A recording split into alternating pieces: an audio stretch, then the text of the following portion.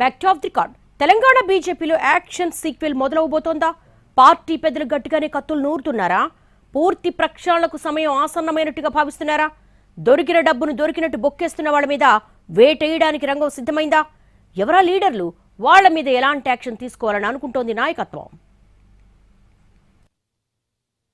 కమలంలో క్రమశిక్షణ లోపిస్తోందా?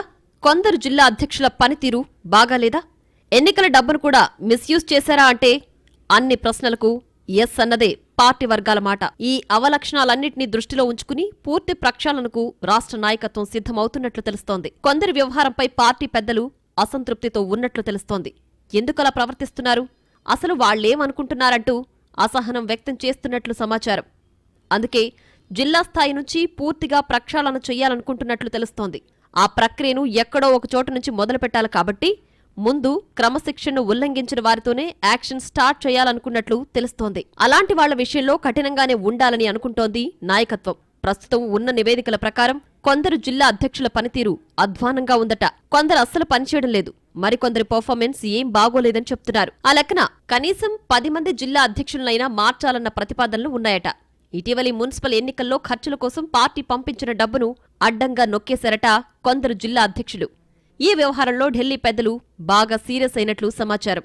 ఇదేం పద్ధతి, అవేం బొద్దులు అని రాష్ట్ర నాయకుల్ని అడిగినట్లు తెలిసింది. ఇలాంటి పరిస్థితులు పరిణామ క్రమంలోనే కొందరు జిల్లా అధ్యక్షులను మార్చమని సంకేతాలిచ్చినట్లు తెలిసింది. ఎక్కడో ఓ చోటు నుంచి త్వరగా యాక్షన్ మొదలు పెట్టమంటూ రాష్ట్ర అధ్యక్షుడి మీద కూడా ఒత్తిడొస్తోందట. ఒకవేళ డైరెక్ట్గా మార్చడానికి ఇబ్బందులుంటే మొదట నోటీసులిచ్చి తర్వాత చర్యలు తీసుకోవాలని సూచించినట్లు సమాచారం. ఇటీవల జరిగిన జిల్లా అధ్యక్షుల సమావేశంలో కూడా స్టేట్ ప్రెసిడెంట్ రామచంద్రరావు ఇవే తరహా సంకేతాలిచ్చారు. కొందరు జిల్లా అధ్యక్షులను మార్చాలంటూ మరోవైపు స్థానిక నేతలు కూడా ఒత్తిడి చేస్తున్నారు. మున్సిపల్ ఎన్నికల సందర్భంగా తర్వాత చైర్మన్, వైస్ చైర్మన్ ఎన్నిక టైంలోనూ పార్టీ నిర్ణయాన్ని ధిక్కరించిన వారిపై కూడా ఇంకా కత్తి వేలాడుతూనే ఉంది. అందులో కొద్దిమంది పెద్దలుండడం, కేంద్ర పార్టీ చర్యలు తీసుకోవాల్సి రావడంతో వారి అనుమతి కోసం వెయిట్ చేస్తున్నారట.